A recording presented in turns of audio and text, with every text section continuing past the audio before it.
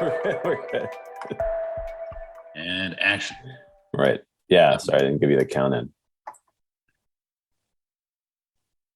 Just what's coming to mind around that, the hell thing from last time,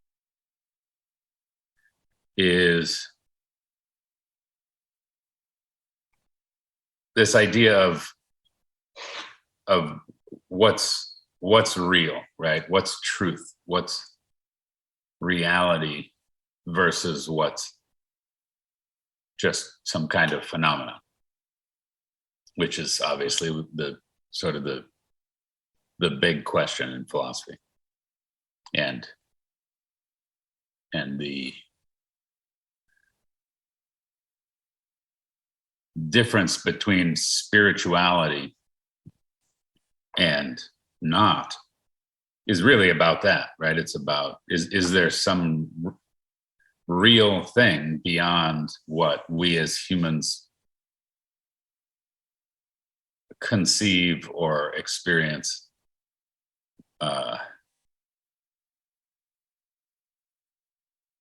in what we tend to call Our waking life. Yeah.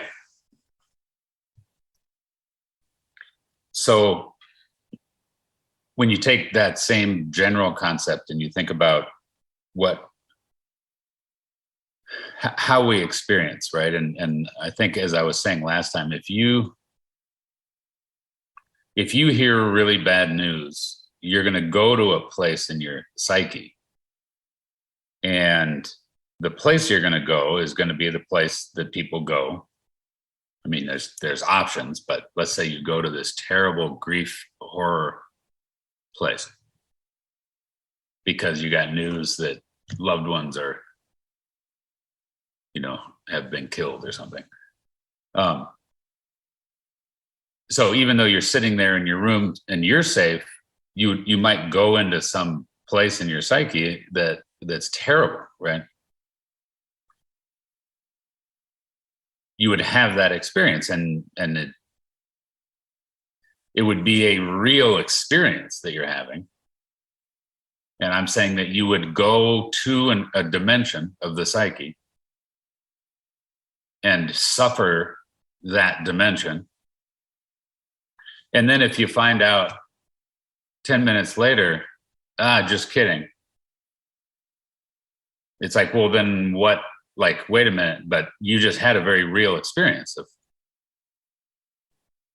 of this dark place you went to. And so it's like, well, wait a minute, what was that thing that happened then? Because you went to you had an experience, and are you sure it's not true? Because I literally had this bad experience. And it's like, no, there's not a correlation. Or I should say there's not one isn't causing the other. You can have the bad experience even if the bad thing didn't happen. You just imagined that it happened. And so it's an interesting thing, right? It's like, wait a second. The bad experience is there, even absent the bad occurrence. What does that say about human experience? Right? We're going around having these internal experiences that we think are caused by the external world. And we think that it matches, or that it's causational, or that it, and it's like, no, it's not. It's like, obviously people are having a huge variety of experiences in response to the same external occurrence. The certain Nazi soldiers were so horrified by what was happening, they killed themselves. Other Nazi soldiers thought it was great, right? And it's like, well, what's going on there? Like, what's truth? What's the real thing? Yeah. Right? What's the correct way to respond? Right? If you're standing there, in 19 42 Germany at Auschwitz, you know, it's like if you and I are there watching it, my guess is it's just going to be like, you know, it would be traumatizing, right? To sit and witness what was happening. Yeah. But like, it wasn't for some of them, or some people now could go back and they'd be, you know, fine or neutral, or they'd think it was great. And I'm just saying, like, okay, so we have all these different options in the psyche. As we know, it used to be that you know, take the family down to the public square to watch the torturing of the criminals, right? Let's watch them get drawn and quartered. Let's watch them get hung. Let's watch them get disemboweled. Let's watch them get, you know, put through just absolute stuff that people today wouldn't be able to stomach. And so that question of, well, you know, was everyone a fucking monster back then? Right? Were they, you know? Yeah. And so it just brings up this question of like, well, what's the real? What's true? How should we respond? How should we see ourselves and see behavior and see, how do we figure out what's good and what's bad? Because there's been a massive shift in the experience of that and the judgment of that, even in the, you know, the last little blip of human history thus far, right? Because as we know, it's like, you know, you go back, you know, 100 years or even 1,000 years, and it's minuscule compared to history, right? And so my understanding is all the way through until like practically, you know, yesterday, like public torture was fine. Like there, you know, that wasn't horror. Right. And it's like, well, what happened? You know, it brings up the question, what's real, what's true, what's good? And also like, well, what happened that now we think that's bad? Why was slavery a thing? Just a common part of human experience, seemingly in every culture throughout time until yesterday. And so what happened? Did we wake up? Did we go to sleep? Did we, you know, get some kind of download in our psyches that made us shift, you know, like what happened? Right? Yeah. Yeah. And so, you know, that seems to be the way it always is, that even just generation to generation, it's like you can't believe what the generation that's older than you thought and did, and, you know, in certain ways. And it's just like, God, they're just fucking idiots, right? And it's like, well, you know, I think it's very complicated in certain ways. I think we were waking up. I think we get exposed to not just different circumstances, but I think there are higher frequencies of consciousness that come in. But there's also backtracking, and, you know, and it's not just each generation's better or more awake. There's ways that I think, you know, it goes the opposite direction. And so it's just very complicated. But again, when you come in, just that thing I'm always saying, where instead of just operating according to your cognition and your idea, you know, and then here's what's fucked up and here's what's okay, and slavery was bad, you know, this is good, but, you know, and it's like as though now you've arrived at the correct perspective, and now you're going to critique all the other perspectives throughout time. Yeah. Because they don't jive with your current, you know, place from where you're sitting and looking at the whole thing. And so obviously the awareness that, well, wait a second, where you're looking from, where your society, your culture, your race, your, you know, species is looking from isn't necessarily some kind of absolute truth. So, okay, fine. So what do you do about that? Well, one is you don't be such an ideologue and judge history and judge every person or every act or every race based on your current perception. You try to have more of a integral view, right?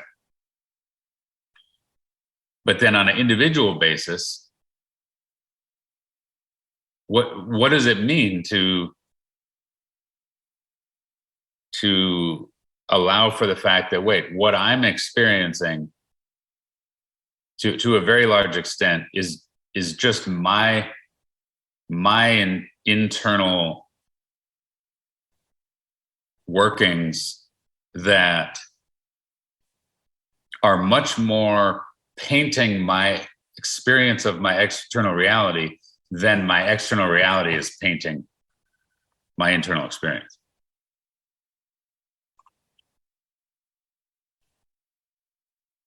So, if you put and like a kind of like projection.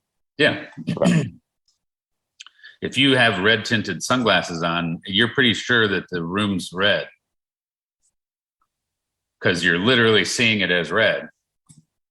And it's like, yeah, but Jeff, you're looking through a lens that's coloring it red. Yeah. You're like, no, I can see it. It's red. It's like, yeah. And we're all doing that. You and I, as we sit here right now, what lenses are we looking through? Right.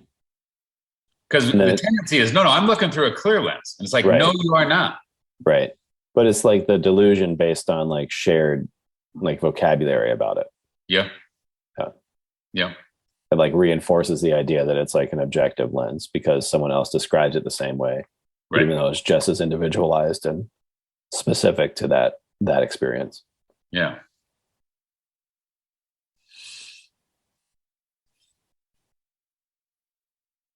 This is kind of an interesting, like, we're going to talk about like canceling. Like canceling is when that lens gets called out. Right. Or the subjectivity of that lens. But it gets called out as bad. Right.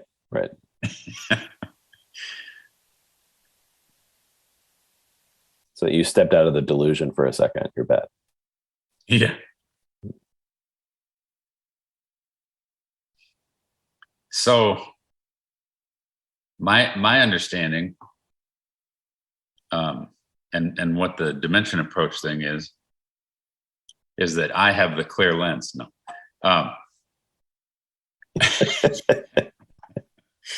So let me explain what. So this episode's done.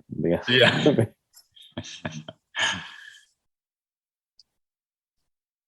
It seems like what I'm calling consciousness seems to be the clear lens. Is my sense. Now, I don't know what reality looks like through that conscious lens. I only know, if I was trying to describe it, I'd say I have a felt sense, which I, and this is what I think people feel. My felt sense of that experience, that like, if we say there's such a thing as 100% conscious, right? But none of us can handle that. So what's the felt sense of it? It's like, well, the felt sense of consciousness is bliss.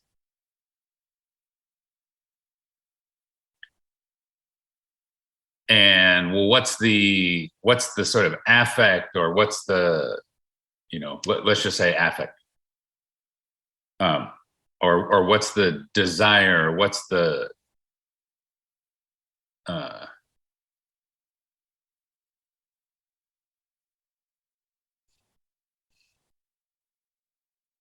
mood or whatever? It's like, well, it's love, right?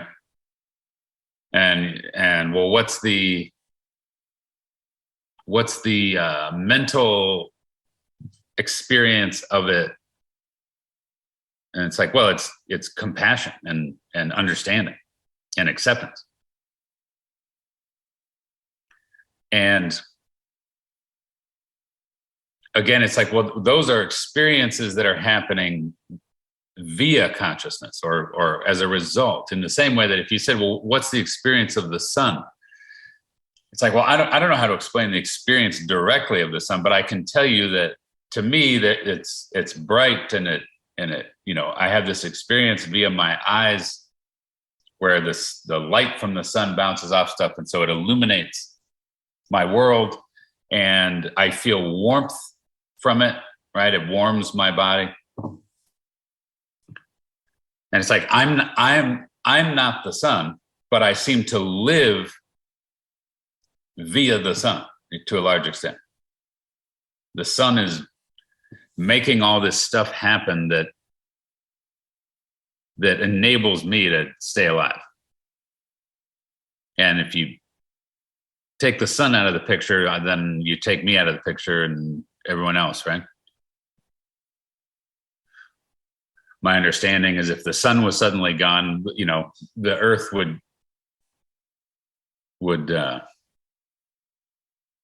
you know, among other things, it would no longer be orbiting the sun. It would, I don't know, I guess it would just take off in whatever direction it was traveling. If it just suddenly, disappeared. Yeah. And it would immediately be a frozen chunk, right? Yeah. So anyway, I'm just saying consciousness, I think that there's that kind of experience. So as I sit here and say, well, to what degree am I conscious and am I experiencing consciousness? It's just these, what's the word? There's all these degrees of latency, right? Yeah. Yeah.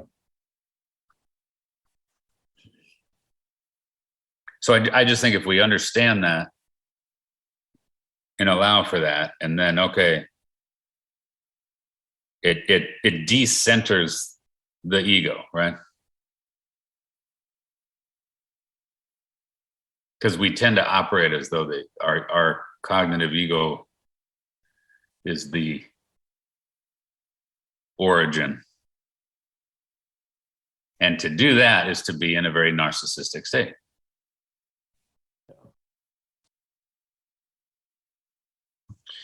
So if there's that general model that we don't really know what reality is, our experience of reality is heavily painted by the lenses we are looking through. And the idea that our internal experience is really all we have. That's the Cartesian view, right?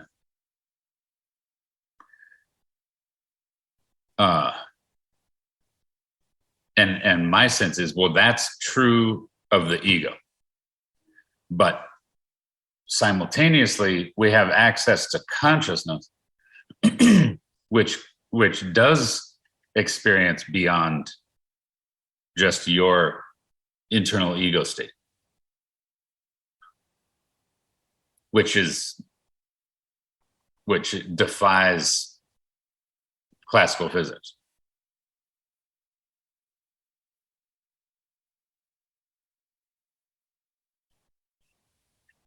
You know, so as you and I sit here, it's like, well, there's your internal experience. And in the same way that, like, you can feel right now, you can pay attention to the inside of your mouth. And it's like, oh, there's this little, you know, environment there. That's a dimension. And okay, and you might have a sore tooth, or, you know, you might be chewing gum, or, you know, whatever. But there's what's going on in there, right? Yeah. And then simultaneously there's out here. So you can be experiencing inside your mouth and you're paying attention out here. And it's like, okay, well, which one's primary, or which one's real, or which one, you know, are we talking about right now? And how much does it matter? Right? And it's like, well, you could say, well, look, if there's something really super painful in your mouth, it's like, well, there might be something wrong. There might be something bad going on. And so it matters, you know. You shouldn't just ignore the pain. But you also shouldn't conflate that, for example, I'm doing something to make your mouth hurt, right? It's like, no, like, if you have stabbing pains in your gut right now, is something stabbing your gut, or is it coming from the inside? Right? Yeah. And we need to obviously discern this, and we do it pretty well on the gross level. Right. But on the subtle level, we are not discerning that at all. Accurately. Yeah. We're having whatever the experience is be the real, and we're making assessments as to causation that are wildly off base. Okay. Very often. But so again, if you just kind of accept that and allow for that okay, wait a second, I don't know. I don't really know what the truth is. I don't know what reality is. I don't know what is truly causation. And it's like, well, where does that leave you? Well, that leaves you in a confusional state. Which is, by the way, the truth of the ego. The ground state for the ego is confusion. It's chaos. It's insanity. That's the ground state. The ego doesn't know shit.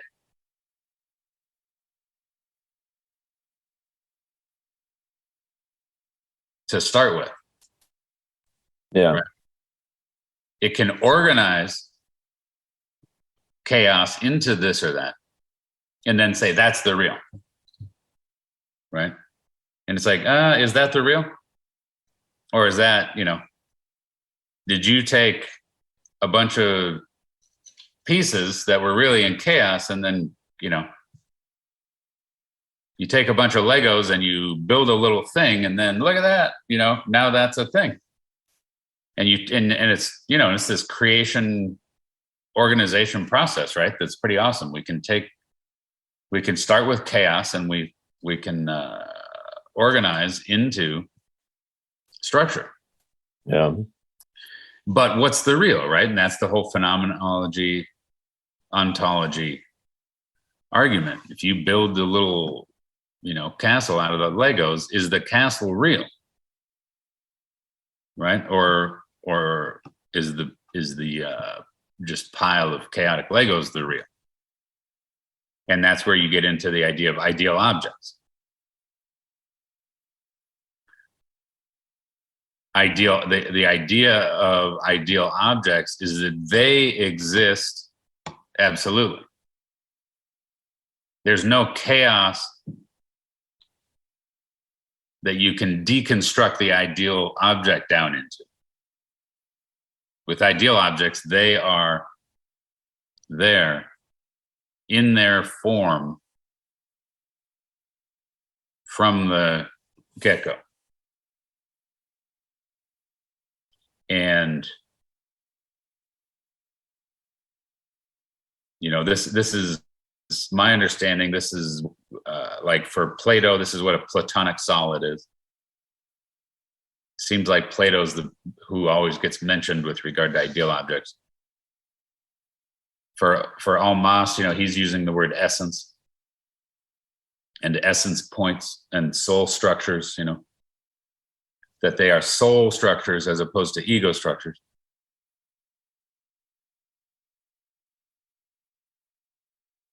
So if that's true, if there's such a thing as these ideal objects that are very, very different from ego objects, and the idea is that physical matter is an ego object, right? So we're not talking about a gross physical ideal object, right? We're talking about something that's of a whole different nature that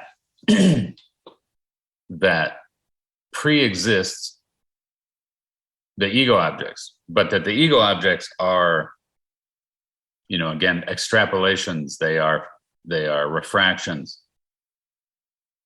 So like the idea of white light that is full spectrum, but then you can refract it and, turn it into all these colors, right? Yeah. But the color itself isn't the real, isn't the whole. It's a portion of. So you create different shades, you create different tints, you create different intensities out of the original real, right? For example, if you say the sun is an ideal object, everywhere you're looking around and seeing light, and that's all via the sun, but that's not directly the sun. You're just seeing this little effect that the sun is having. Yeah. So the whole idea of awakening, as I understand it, is a movement back towards these ideal objects. What is the ideal object that underlying any particular experience? And then you can get, there's the simple model is there's the real self and then the ego self. But then there's all these models of there's actually a whole bunch of different little points that are ideal object points or essence points, in your system. There's a whole anatomy of that's in various cultures.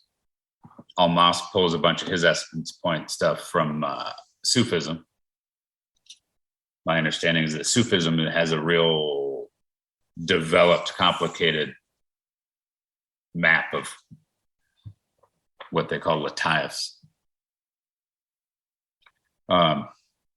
So our experience at any given moment, it's how close to the ideal object is it an expression of versus how much distortion, how much latency, how much conversion.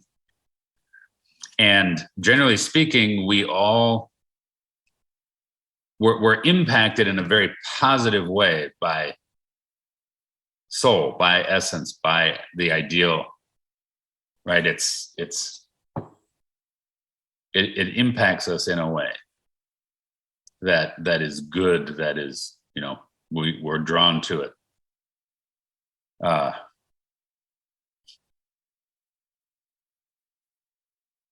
We experience it as beingness. And another part of that model is that it's there all the while. We don't create real self. We don't create the ideal object. It's there already. It's more that you try to discover it or you try to reconnect to it, right? Yeah. Which again is a different model than how do I go out and find it? Right. Or how do I produce it?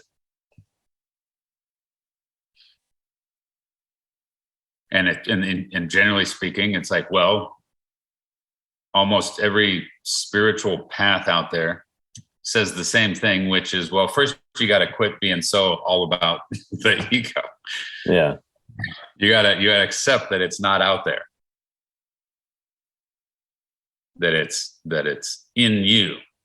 And you got to accept that the experience, what's the experience of not being in touch with it?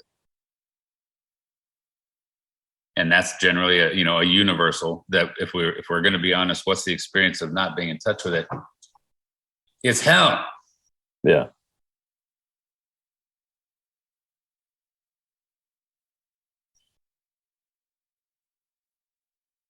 Separation, isolation, emptiness, nothingness, chaos, horror, pain. It's terrible being separated from it.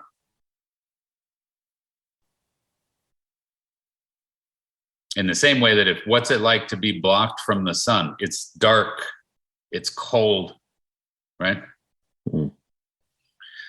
Like you can't be too separated from it or you die.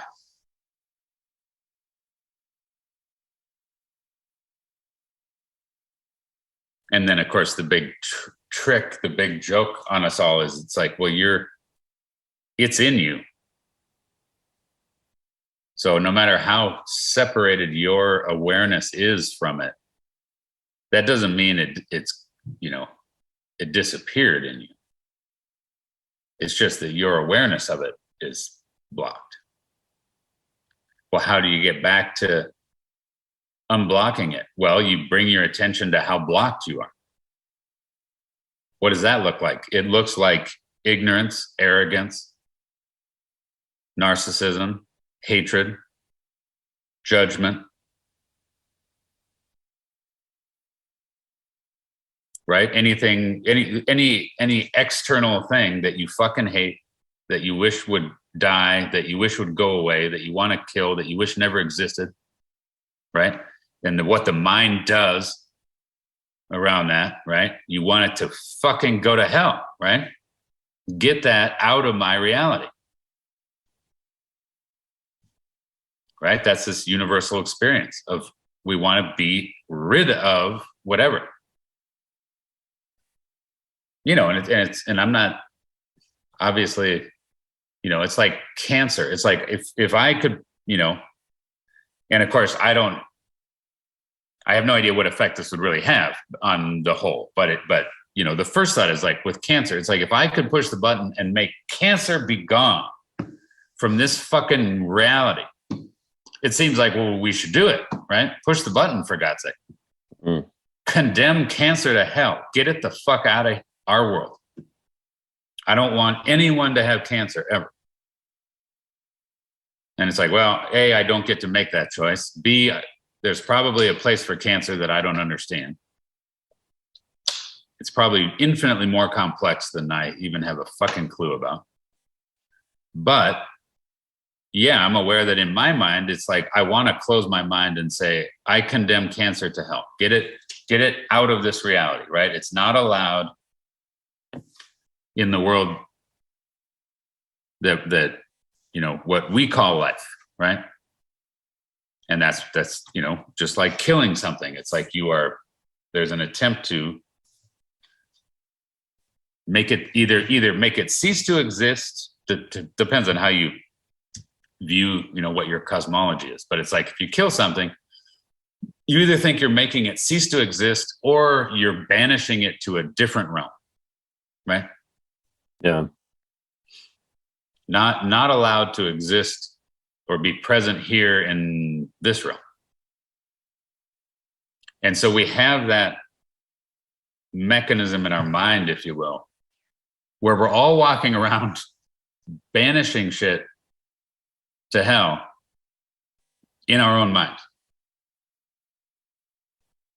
Right? Because you can only tolerate a certain portion of reality. You can only allow a certain portion to exist in your psyche before you're too scared or you're too possessed or you're too overwhelmed. And I can only allow a certain amount in mine. And when we're hit with, stuff that doesn't match our thing, then we suffer and we try to defend and deny and get away and project and repress and distort because we're all trying to maintain our little version of what seems tolerable, what doesn't fuck with us too much with regard to, because we're all very, very concerned with, okay, I'm good. I'm one of the good ones. I'm not one of the bad ones. Right. Like that's of utmost, and then I'm valuable. I'm not one of the non-valuable things. I'm valuable. I have value, right? And I'm in touch with reality. I'm sane. I'm not insane. There's people that are insane, but I'm sane. Right? Yeah. Like we're all constantly trying to maintain that. Yeah. I'm alive. I'm not dead. And, gosh darn it, people like me. Right. And it's like, what a fucking joke, what a joke. Like you look out at a sea of people, I was at the state fair, month ago or whatever, and I'm looking out at this sea of people, and the person I was with, we were joking, like, you know, it just looks like infinite people, even when you're just sitting there looking at a crowd, you know, let alone, you know, and it's like every last one of those people is just a melodramatic shit show of needs and emotions, and, you know, every last one of them. And every last one of them thinks that, like, their little likes and dislikes, or, you know, experience is the universe. What's that? Is the universe. Is the universe, yeah. And it's like, well, you know, and it's easy to say, and none of it fucking matters at all. And it's like, well, wait a minute. I think from a certain perspective, it looks like that. Right. But then I think simultaneously there's a way that, no, every little nuanced experience of every last one of those little people is somehow super important. Yeah. It's just, what is it an expression of? Like, what's the context for what it's an expression of? Yeah. Yeah. Yeah. And so that idea that, okay, can you start to distill it down with each of these, all these little people? Are they, you know, just like in the physical world, it's like, okay, all these little plants that are, you know, it's like, okay, but they all have these root systems, and then the root systems are all anchored into a water system, and you know, it's like, oh, you start distilling it down, and it all starts to come from one thing. Right. And so depth in the human psyche, depth. Like, what happens when we go in and down? We start moving back towards source. But just like in the physical world, it's like, yeah, but if you start digging down towards the center of the earth, there's an experience of going away from the sun. Yeah. And it's like, well, wait a minute, that seems bad. We should only try to go up. Right? Yeah. Only go towards love, only go towards light, only go towards bliss. Don't go down towards pain and darkness and separation. It's like, well, but wait a minute, is there some value in going down? And is there some kind of thing that happens if you bring the sunlight down into the depths? What happens then? And what's ultimately down there in the depths, right? And the general idea with ideal objects, as I understand it, is what you're going to arrive at an ideal object. And the ideal object is, so the analogy would be, the sun is the giver of light and heat. And so on the surface of the earth, we know that. And so we're absolutely dependent on the sun. And if we dig down, you know, or go down into a cave or something, we're very aware that there's nothing but darkness and cold. And it's like, yeah, but if you go deep enough, you'll arrive at something very similar to the sun. You'll arrive at fire and light, right? Because the core of the earth is not a cold, frozen mass. It's a fireball, just like the sun. It's like, oh, well, wait, that's, you know, so it's more complicated than just the sun is light and heat and the earth is cold, right? Now, if you take the sun away, the earth, the fire in the earth will go out. But the fire in the earth is produced by the sun. And so the analogy is, I have a fire in me, you have a fire in you. And if we go deep enough, we encounter it. And it has a similarity to the light from above.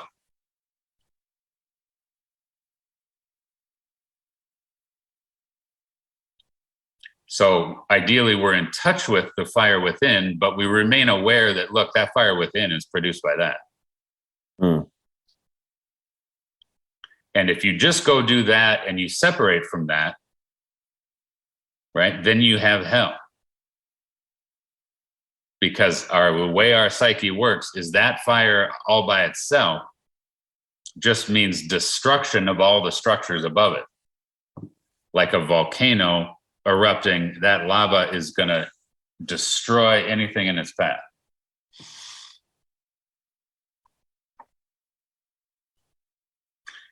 But so if I go in my mind and start looking directly, start going in the direction of that molten core, like I start to feel psychotic, I start to feel demonic, I start to feel destructive. And I'm just aware that, okay, that seems to be the vibe, that seems to be the frequency. And, and I look at it, but when I'm consciously looking at it versus it's possessing me and I need to behave it. Yeah. It's just kind of like, well, that's interesting. Yeah. Like, oh yeah, I want to like set the world on fire. I want to like, just, it's like, it's like, oh, most of the evil monsters I see in movies, it's like, yeah, it feels like that. Mm.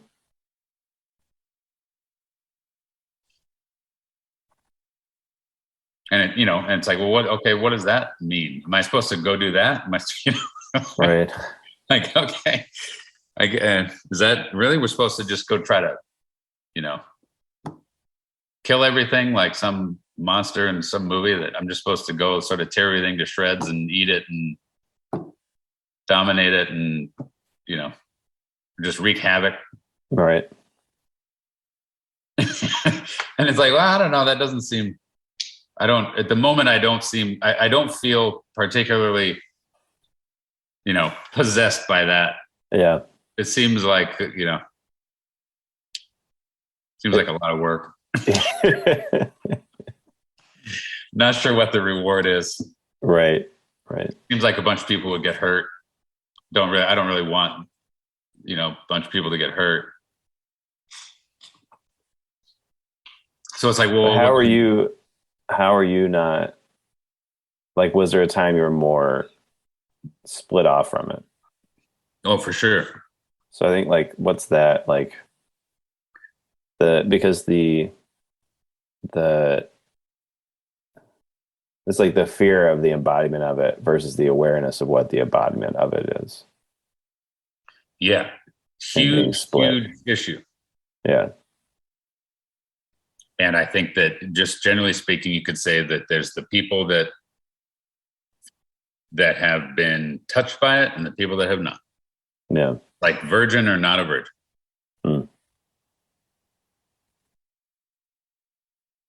Activated is another word, right? And that's something, you've talked about that not that long ago, as far as like seeing that in people when they've been activated or not.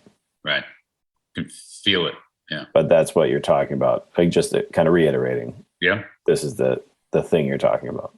Yeah. Yep. Yeah. And it ruins. I think I've said this before. I was talking with my dad a couple of years ago, and we were just talking about evil. And I think I was asking him, what's his view of evil and all that. And he was saying he thinks it's a real thing, and it's a force that it seems to exist in the world, and that it's in everyone, but not everyone knows it, and that he knows it. And he was telling a story that he feels like he thinks he was around 12 years old, and he grew up on a farm, and he was trying to get the hogs to like go through the little channel they were supposed to go to get back in the pen or whatever. I'm so worried about what's going to happen.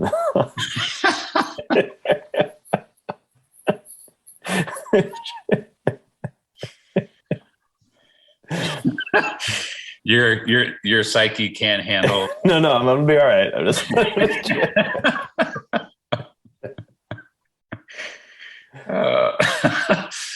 No, it's nothing terrible. No, you don't have to spoil it. I'm along for the ride. I'm just. No, he just said that of course they weren't cooperating. And at a certain point, he got so angry that something happened, and it was like a darkness. It was like in a movie where suddenly, Satan rose up out of the, he opened a door to hell in his mind, and not, of course, he didn't intend to, but it's like that happened. And he said he's never been the same since. And he's wrestled with it, basically every moment of his life since. And it was moving to me because I see it in him and I know that experience in me. And I didn't know that experience in me until, a certain point in my life. But I always saw it in him. Yeah. And now I know it in myself. And it was moving to me to, because I had, where I once, as a kid, I never went into complete my dad's bad, but I certainly saw that thing as bad. Yeah. In him. And I saw that he was one of the people that had the bad thing in him, and my mom did not, for example. And so my mom was better in a certain way than my dad. And I love my dad, but my dad was, he was one of the sort of people who had evil in him. And I didn't even think about it in these terms back then. But when I look back, that was the case. That's the feeling. Yeah. And so when I was having this conversation with my dad a few years ago, we started talking about, let's talk about our extended family and who has it, activated and who doesn't.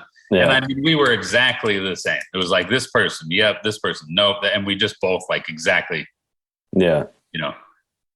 went through it. And then he made a statement that I thought was very accurate and moving to me when he said it. He said, and you can't, it's in everyone, but you can't make someone, just become aware of it or wake up to it. Yeah. And I said, yeah. And he said, and plus if you do, then you've ruined them. Which, it made me want to cry. It makes me want to cry right now. Because you're empathetic. Like you would have to, what it feels like. And it's like, you wouldn't wish that on someone. You wouldn't wish it on. Yeah. And I suffer it, and my dad suffers. And so I felt empathy for my dad when he said that, because he feels ruined by it, and he doesn't want to ruin anyone who's not ruined by it. Yeah. It's like a fall. Yeah, right.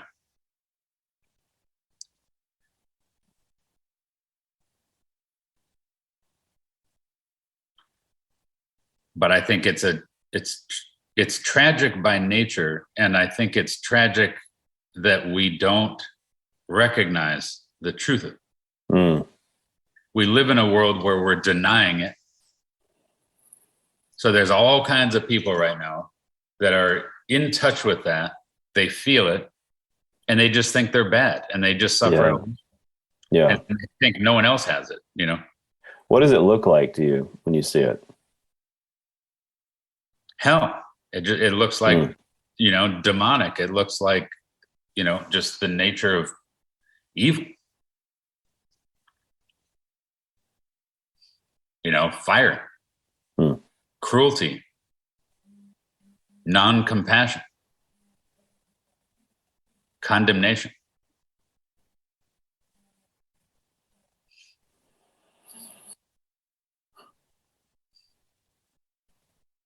It looks like that.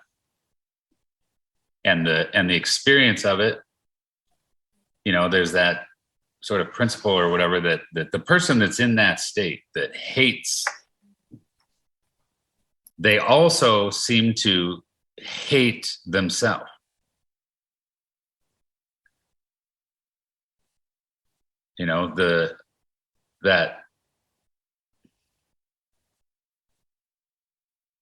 I think we've all experienced it, that when we are in a state of hating something,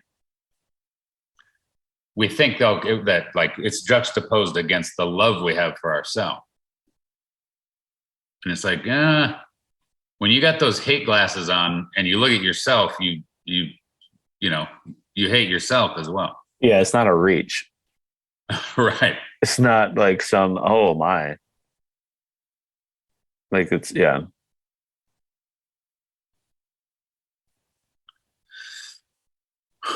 Not where did I come from? Or where did this come from? It's like, what is this person saying that I'm telling myself? What is this person doing that, like you said, that I'm like fighting against in myself? Yeah. Right.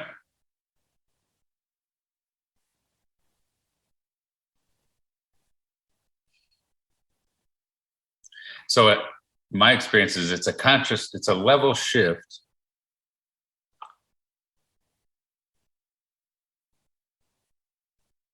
When you are faced with that ruin, you're faced with the loss of innocence.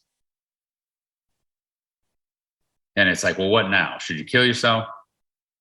Should you just be evil and go behave the dark stuff? What's left? What's after the ruin, right?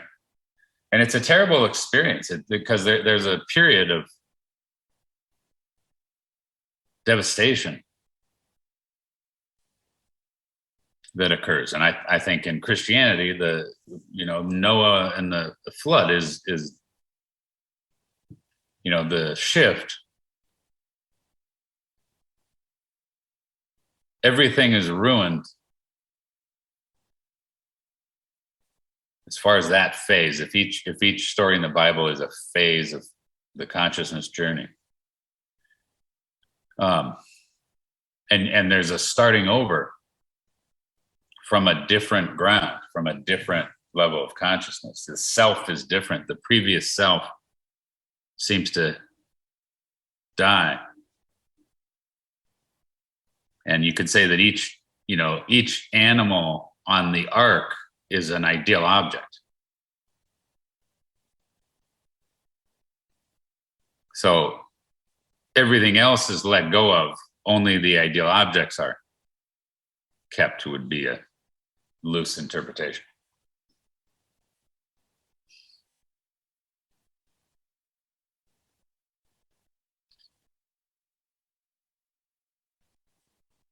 And my experience is that once you do that, once you die in that way, then the hell and the aggression and the hate and the condemnation, it's still there, but it's just accepted. You're no longer in the same fight against it. You're no longer, like you said a minute ago, fighting it in the other as though you're not fighting it in yourself. You become aware that you're fighting it in yourself as much as anything else. And you become aware that even if the world did it exactly as you would have the world do it, you're still confronted with that thing in you. You have the same formation of the problem. Yeah. And we've all seen that it seems that the more the world does do it as you would have it, right? The more rich and famous and idealized a human is, the more they tend to descend into their own hell. Right? It seems to have that impact. It's like the world begins to mirror for you, like in a way that it wouldn't. Like this, if you happen to, like you said, get things the way you want it. Yeah. We don't always get that same experiment. Right. People don't often get that opportunity for the world itself to be a mirror to their own, like physically be a mirror to their own experience. Right.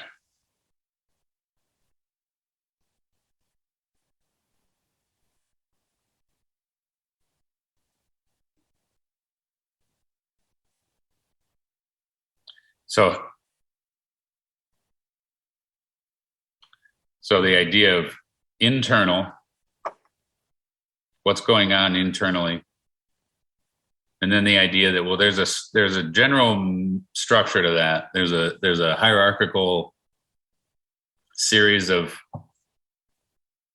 experiences. There's different maps out there that are about that journey.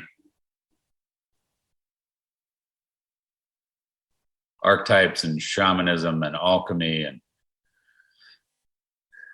totems and tantra and, you know, all the various esoteric mystical models are about, you know, about that journey of consciousness.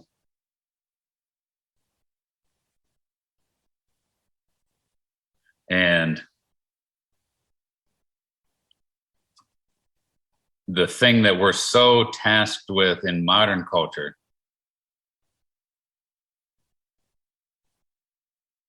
is the level on that journey,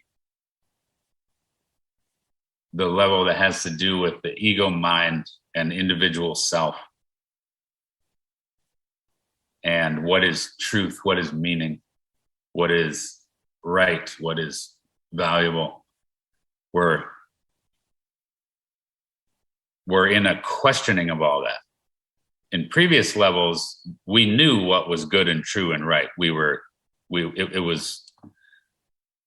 was there presented to us, and we bought it as absolute truth. Whether it was our religion or our state or our family, or, you know, we weren't questioning it, is my understanding. But in modern society, we're awake in a way that now we're questioning it. In the same way that in an individual life, at a certain age, you know, you were just in your body and you were just in your family and you just were operating by a bunch of given norms that you weren't even aware of. You were just aware from them. Right? And then as you get older, you start being aware of them. And once you become aware of them, it's like, well, you better go right to work and at convincing yourself that those are the good things. Right? Because if you become aware of them and think they're bad, well, then you're in trouble. So we're all very motivated to, you know, when we become aware of it, well, that's the right thing. But then you get a little older and you become capable of maybe allowing and tolerating or being confronted with, okay, maybe they're not the good things. Maybe they're not even real. Maybe they're not even true. Maybe they're actually kind of fucked up. Right? So, and then it's like, oh, welcome to the world of shame. Right? And it's like, how is that a developmental achievement, right? It's like, well, it is. If you're not capable of shame yet, you know, then you're just at that lower, just sort of monster aggression level, right? It's like, yeah, but shame takes people out. People are killing themselves, you know, right now as we speak because of shame. Whereas a bunch of us would look at that and go, no, you don't need to. We're not seeing you that way. You know, we're not seeing you as bad. Or, hey, you're not, you know, okay, yes, you're kind of bad, but so are we. Like, let's get a grip here. Yeah. But obviously it's powerful. And I think humans in general are not very far past that, you know. We're not very far past just the naked aggression to the, okay, wait a second, what are we doing? We're hurting people. How do we live and not just live by aggressing at other people? What does that look like? What does a society or civilization look like when it's not just about living off of and taking advantage of others. It's like, well, initially, what does it look like? We all just feel terribly, terribly ashamed, depressed, anxious, self-loathing, and we start to self-destruct, which is, again, it happens to the individual at a certain age, and I think it's happening in this country. If you just take the sort of the United States and talk about the life journey of the United States, like we seem to be in a very self-critical, right? The culture is very anti-America. And then there's ways that, okay, some of the critique is valid, and then some of the critique is unfair, and and then there's a self-destructiveness that's not good, right? Because just like the individual ideally develops the capacity for shame, develops the capacity for self-reflection, right? Self-reflection brings shame initially, but does one get so caught there that they self-destruct, or is it integrated constructively, and there's a movement to a higher order? Yeah.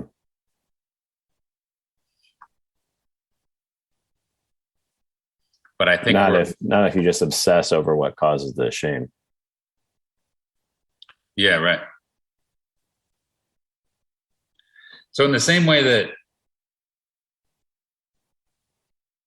if you go back even just a few hundred years, we were trying to root out evil, right? The devil is in so-and-so, kill them. Because let's get rid of the evil, right? If we just kill all the people that the devil is in, maybe there can be no more devil, no more evil.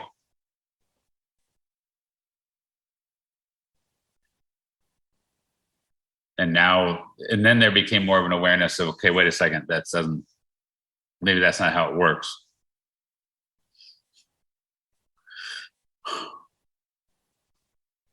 And now it's more like, well, if we organize society in a utopian way, there won't be any evil, because evil is all a result of social construction. And so,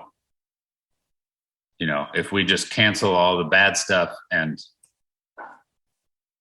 insist upon the correct way, then we will do away with, then we'll erase hate. And it's like, okay, I think that's very foolish, because I think there's a denial of the evil, denial of the suffering, denial of the tragedy, denial of death that is gonna backlash, and is backlashing. It's backlashing in the form of anxiety and depression and suicide, backlashing in the form of political dividedness, et cetera, et cetera.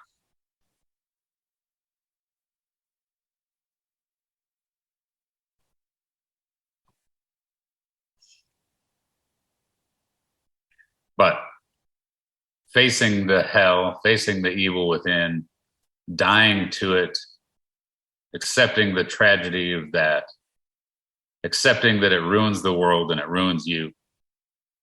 It ruins your, it ruins the idea, right? It shatters.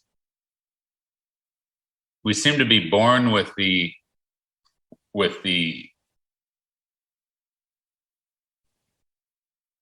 awareness of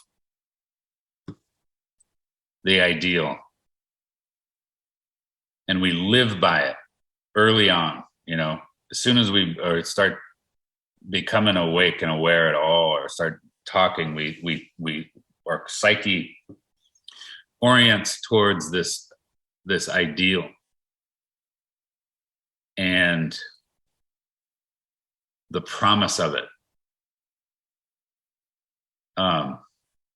and the idea that we somehow deserve it, or we're going to get it, or we're going to be united with it, or it's going to come and take care of us, or, you know, and when a human being is confronted with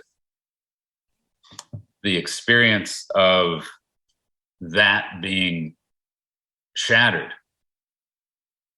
Yeah. it's bad news. It's, you know, it's devastating to the person's sense of self and sense of life. And it leaves one in a very cold, dark place. And it's hard to say, yeah, that's a developmental achievement. Yeah. Because it doesn't seem like it. And when you're in that space, it seems like, you know, there's no hope. Because you literally look around and cannot see goodness, can't see hope, can't see a reason. Even if you're living in the lap of luxury. Yeah.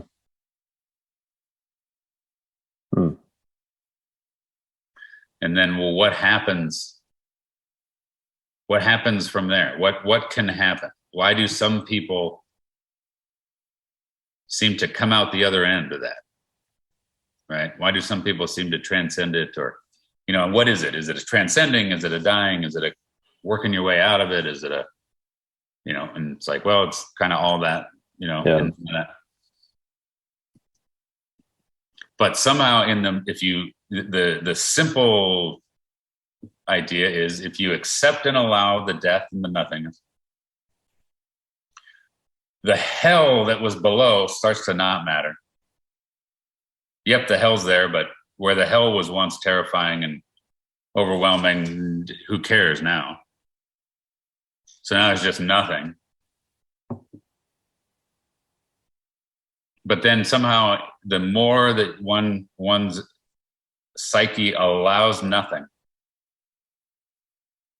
then the more something emerges in awareness, and it tends and that thing that emerges is the ideal. The ideal object.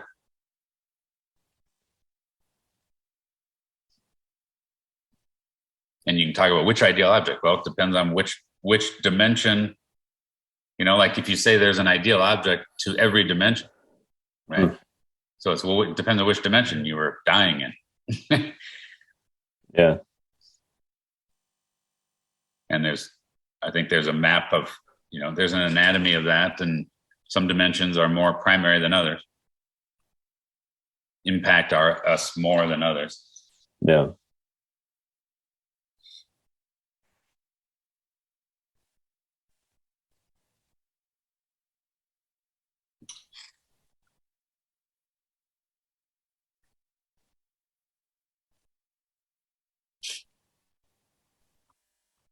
So as far as that list of those things, the reason I rattled off that list that day was you see how they're all kind of related to the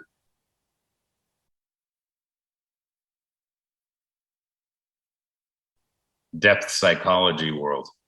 Yeah. Just this like potential for erupting. Like there's this.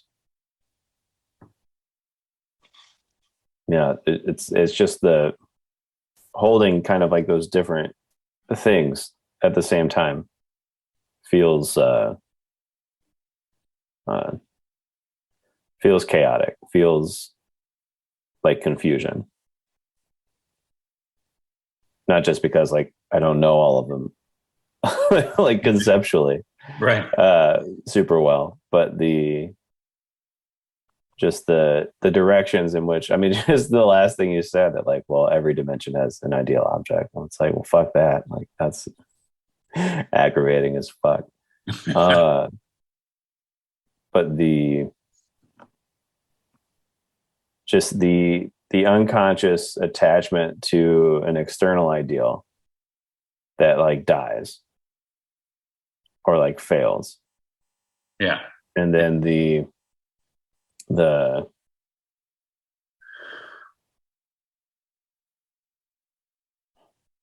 that was just striking. And it sounds like cliche, but there's just something about that that feels how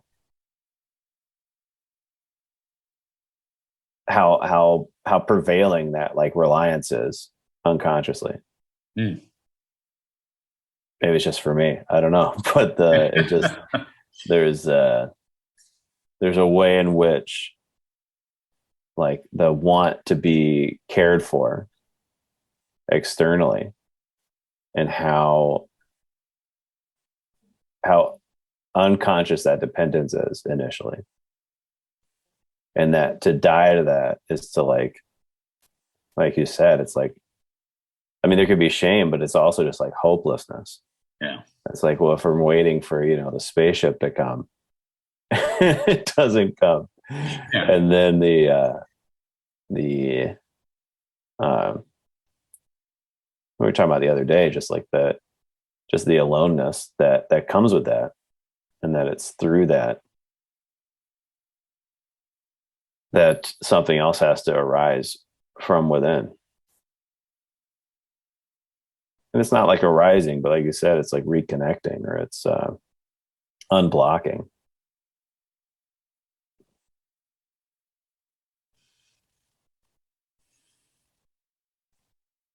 But it's like the ego would rather like keep hoping for that structure where somebody else is going to take care of it.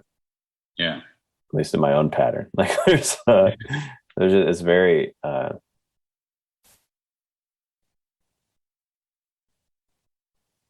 it's just like a rage at that death. Yeah. Yeah. What's that poem that the rage at the dying Against of the dying of the light. yeah. Rage against the dying of the light. Yeah. Yeah.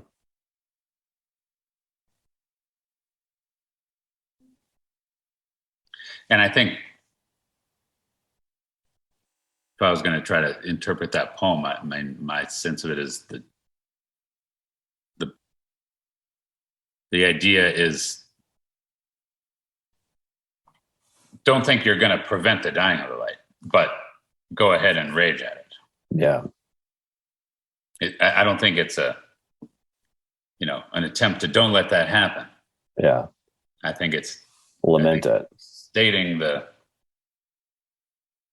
see that's how it works. Yeah.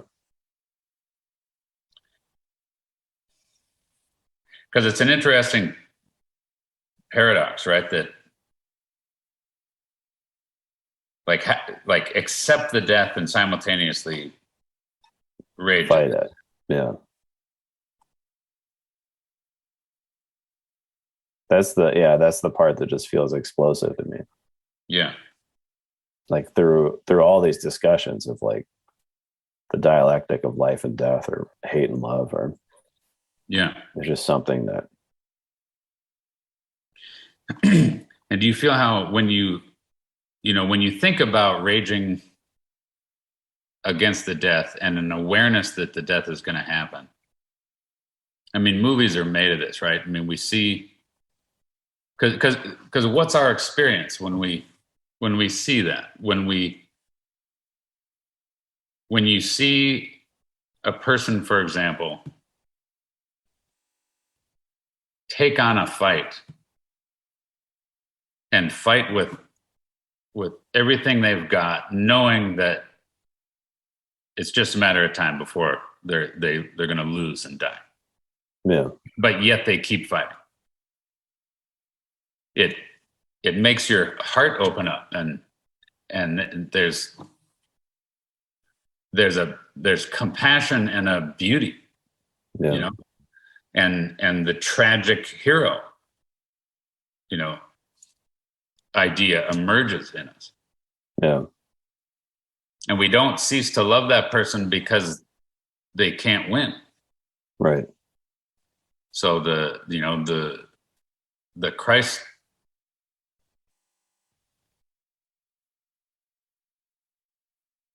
symbology, and that myth, that mythological constant, right, of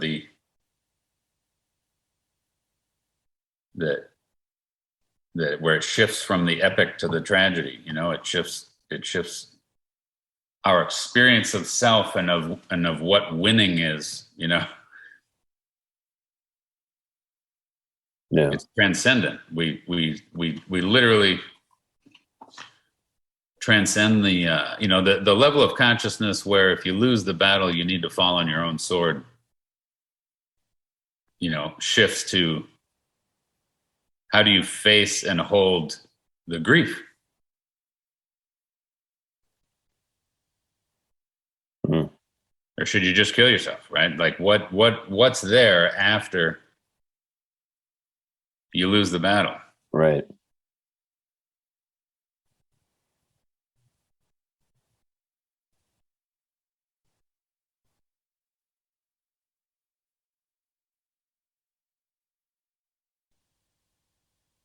It's wandering the desert.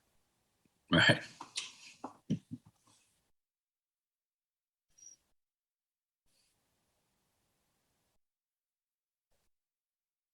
Well, there's this whole like pre-post thing as far as like what is it's like the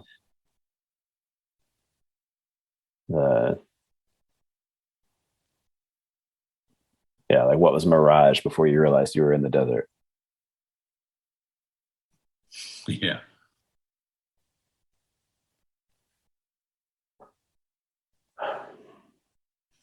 I don't think you can successfully hold the evil, hold the aggression, hold the death, hold libido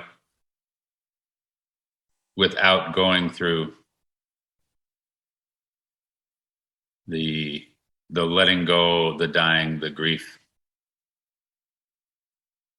the hopelessness. You know what I mean? There's that Mm-hmm. phase. No. And you aren't, the idea would be that in developmental psychology, it's like you're not an adult until you pass through that. You're in Melanie Klein's thing, the person has to develop the capacity for grief. Mm. And so the way she puts it is, in my understanding of it, is that prior to that,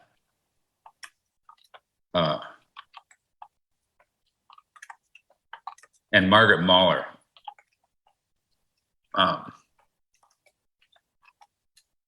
prior to that, it's a different, more primitive thing going on.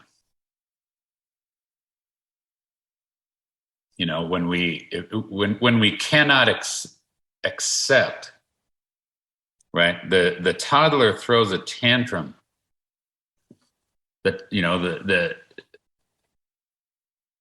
where there's an inability to accept whatever their frustration is, right? Yeah.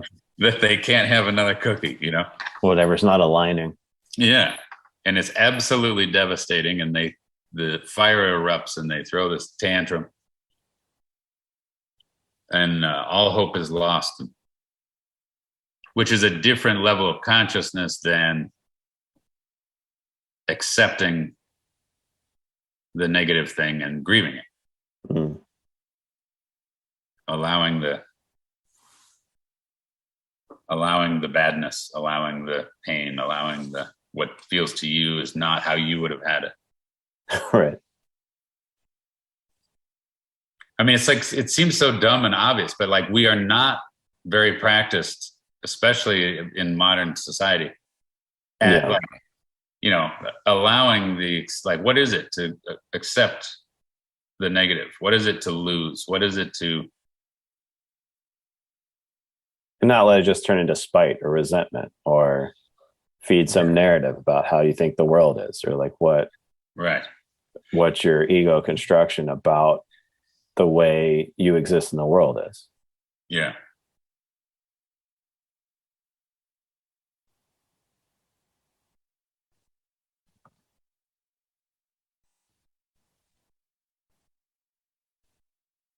Yeah, so you got to find your own like place to grieve. I feel like grieving is so hard because like when it like comes up, it's like, well, is this the time? Or like, is it okay to do that here? Yeah. Like, there's not like uh, it's like at the same time you're like developing the ability to do it, you have to develop your own like container for it. Yeah. There's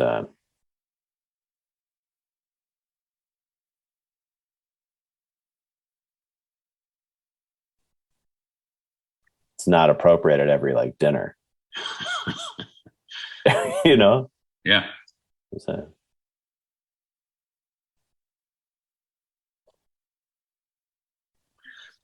And the shift that happens that is so, I think, crucial.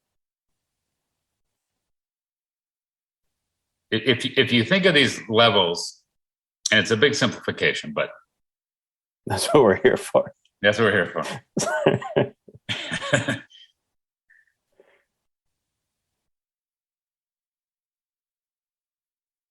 That idea that it's all here.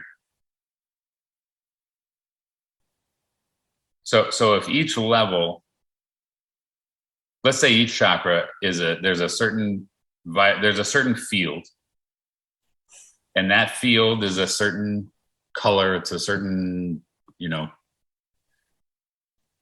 frequency range, and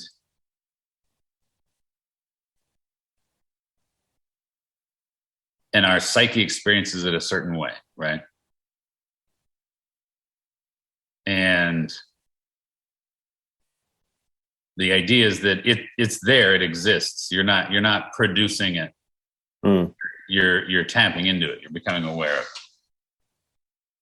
And so if it's just red and it's just aggression and it's just, you know, violence and destruction, it's like, well, that's pretty, you know, that's a certain experience. I mean, that's fire. If your room's on fire, there's that experience. And then it doesn't make sense to us that, well, you know, if you allow that fire in yourself, it just feels like, well, then you're gonna burn up, right? You're gonna be destroyed. Yeah. Let alone what else you might destroy. And so it seems like, no, you gotta like repress it. You can't just let it. But the difference between that fire becoming an object in your psyche and you holding a form and then doing it is different than if you just let the fire exist as a field. Yeah. If it just exists as a field, it becomes non-threatening. Right. It simply warms the, you know. Yeah. And so I think depression and suicidality is a lot of that happens right there at that level between death and aggression. Mm. And the lack of it becoming libido that feeds the psyche. But again, it's like, well, a lot of people feel like, well, it's either suicide and depression, or it's I go on a fucking killing spree, right? Like they feel jammed at that place. They feel like those are the two options. And that sounds melodramatic, but you know, there's a lot of people that are at that. Right. And I'm saying, okay, but there's this phenomenon that can happen where you allow it.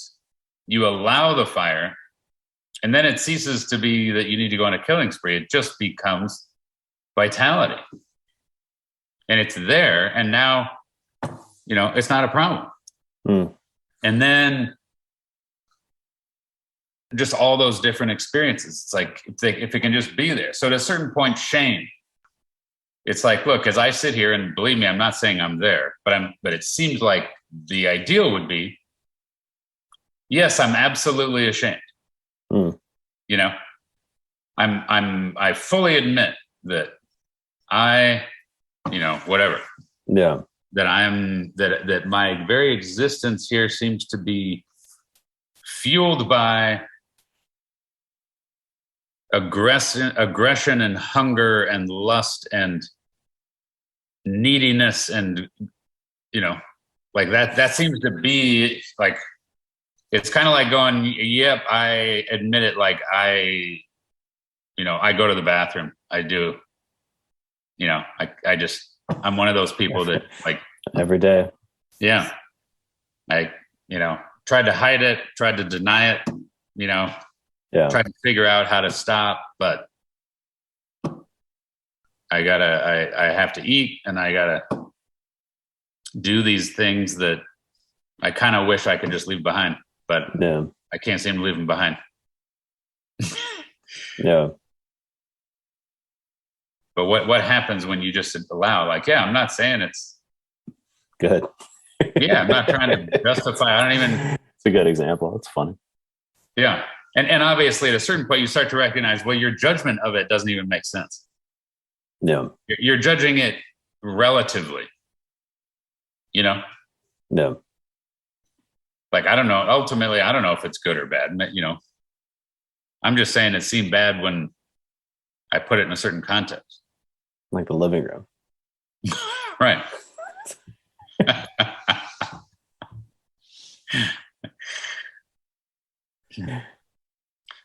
But right, to allow this stuff, like, yeah, I want to like eat stuff I'm not supposed to eat, and I want to take stuff I'm not supposed to take, and I like have thoughts and feelings that don't seem like the perfect human. It's like, yep, that's true. All that's true.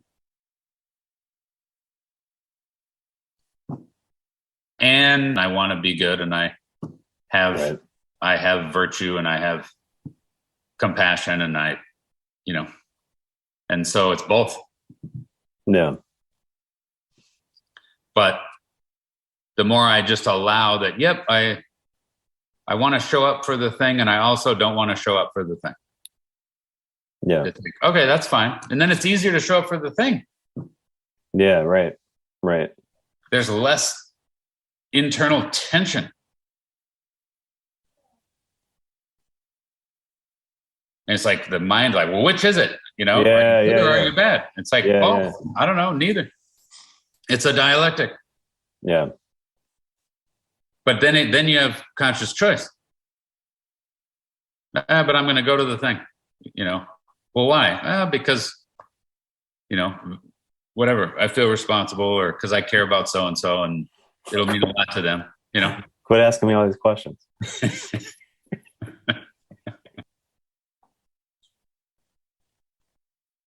This hypothetical person questioning.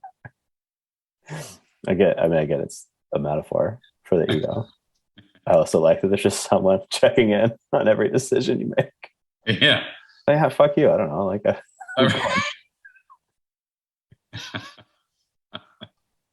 don't you have somewhere to be? Yeah.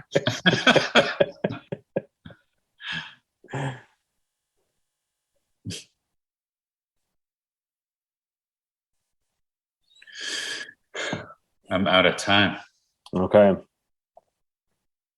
I'll end it. Yeah. Do you, just real quick, do you feel, because I see you feeling into it, right? This idea of just let it be. Yeah. And instead of, okay, I got to make it go away. Yeah. It can just be, I'm a total asshole and I'm a really good person. Yeah. Right? Yeah. I feel like that's been a theme recently. I feel like in the last, I guess year, I don't know, but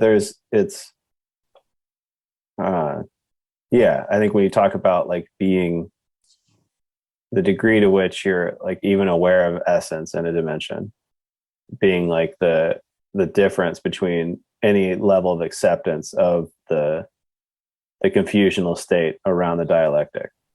Yeah. And like how it's easy for me to forget, depending on the context, depending on the dimension. But there's some, in talking about it now, at least with whatever dimension I was in, there's some shift in like the just allowing it. And it's I mean, it's profound every time. And it's like there's like grief co-arises with that too. Like with the acceptance, like that's like you said, it's all there. Yeah. There's just like it's just this perpetual tragedy of acceptance, and it's yeah, just like you can just I can just feel myself like tuning into like some different part of it. And there's like what you're talking about is kind of like this, like that they're all fields, and they're not like it's not one over the other, but like realizing that you can access those, but like knowing that they're there. Yeah, like you said, like there's more conscious choice to it. Yeah. Like if I wanted to grieve the fact that I don't always feel this way, I could. Does that make sense? Yeah. And yeah, it's just tuning in instead of like, you know, maximizing it.